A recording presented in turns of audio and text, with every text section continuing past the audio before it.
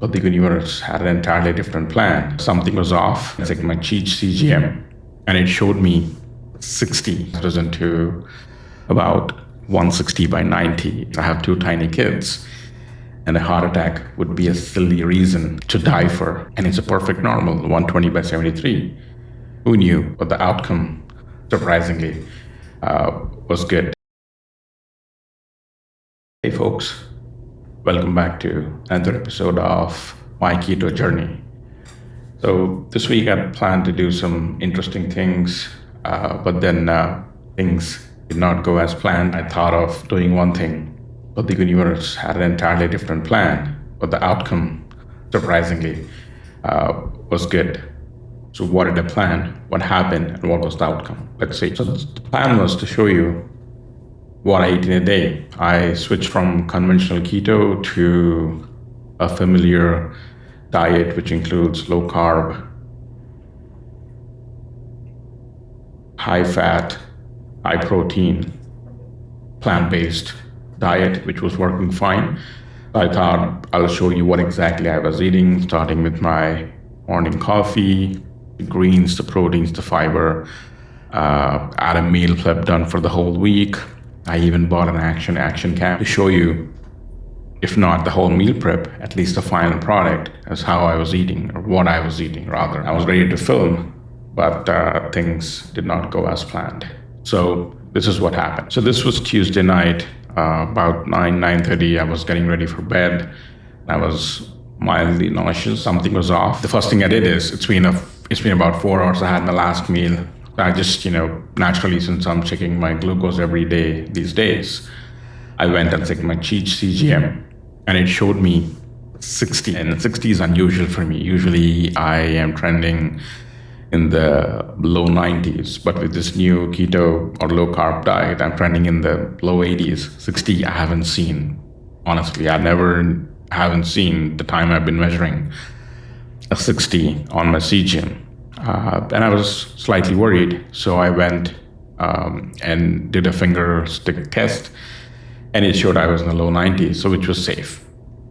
So I didn't think much of it, and told my wife, and then she was like, hey, nausea is your telltale sign for hypertension. Why don't you go check your blood pressure? And that's what I did. And usually I take my blood pressure medication at night, and I usually do it before going to bed. And I checked my blood pressure. It showed 140 by 83, which is slightly higher than my usual. With my medication, I tend to be a perfect 120 by 80 or lower even. So since I had just taken my medication, I thought of waiting an hour, checking again.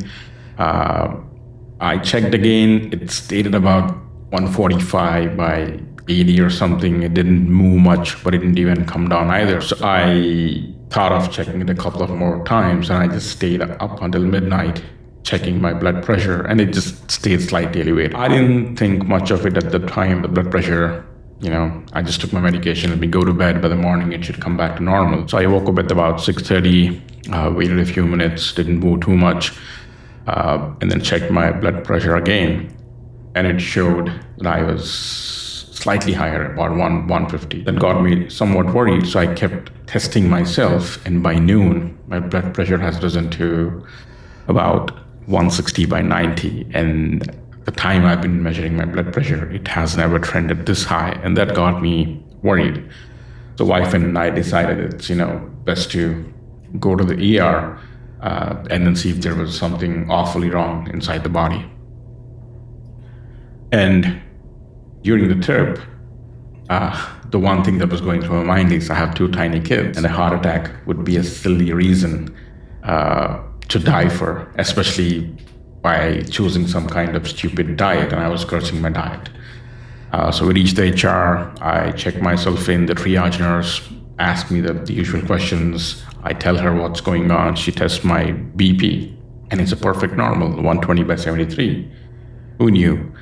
They're like, hey, the BP trends during the day, but since you measured somewhat higher blood pressure, higher than normal for you, why don't you stay a while for observation? We'll run some tests and see if there is something wrong with you. So I stayed for I think at least 4 hours. They did my ECG, the blood work, the usual routine checks. And honestly, nothing wrong could be identified with my vitals or my blood work. Everything seems to be normal.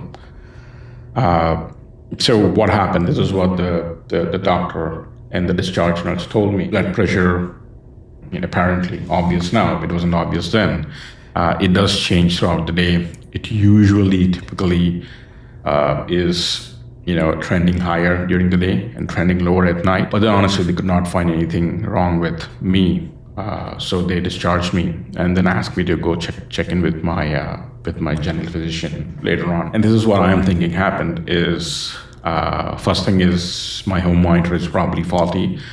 So my blood pressure was still a 120 by 70 something when I left the ER, and I came back home, tested, and it was still showing 140 by 80. So obviously the unit I'm using at home is an older one. I've had it for 5 years. Maybe something's wrong with it, right? Maybe 5 years is the lifetime. I need to change it. I'm still researching as to which is a good one for home tests. If you have a recommendation, please leave me a name or a model number in the comments. So some good did come out of this. So they did run my blood work, and it was all in my healthcare portal. So again, the tests are not apples to apples. Usually, when I go for my annual physical, I do fasting blood work. This was not fasting blood work, but still, if you look at the numbers here, in May, my fasting glucose was 80. I was doing conventional keto. The number is excellent. And today, even after having meals and all with the low carb, even with the whole stressful situation, my glucose was at 97, which is excellent for me. Because usually after meals, my glucose stays in the upper 110s. This is a good result. And the bilirubin, I have been looking at this number trend higher and higher over the past 5 years. In May, it was about 1.7. And on the day I went to ER, it was slightly lower at 1.6, which is good. Again, like I said, I can't compare these numbers apples to apples because they're taken at different times of the day, fasting versus non-fasting. But 1.6 compared to 1.7 is trending lower.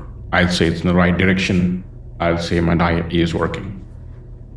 And finally, eGFR, again, not a doctor, not a medical professional, but what this number shows is how well your kidney is filtering, how well your kidney's filtration is working.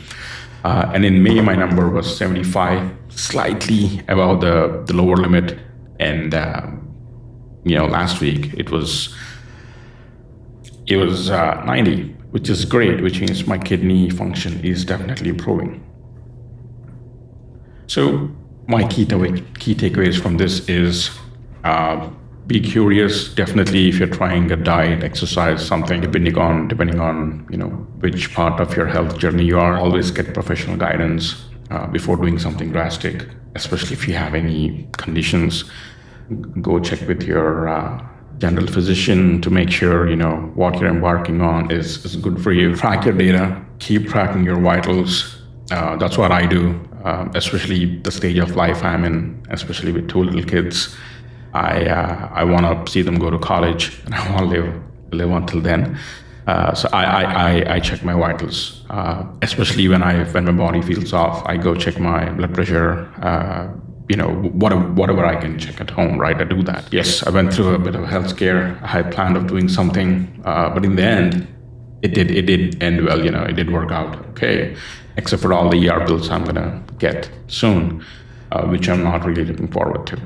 So for next week, I'll definitely plan to do those B-roll videos. I'll at least, if not all my meals, I'll show you the kind of coffee I have in the morning. I'm also trying to do 16-8 kind of fasting, intermittent fasting. But I need my coffee first thing in the morning, and adding MCT, heavy cream, macadamia milk, anything breaks fast. So I found a nice trick to not have black coffee, to flavor my coffee at the same time, not break my fast. And I'll show you next week as to what the trick is, and also show you some of the high fiber, low carb meals I'm trying out. So I'll try to do that for you next week. So until then, goodbye.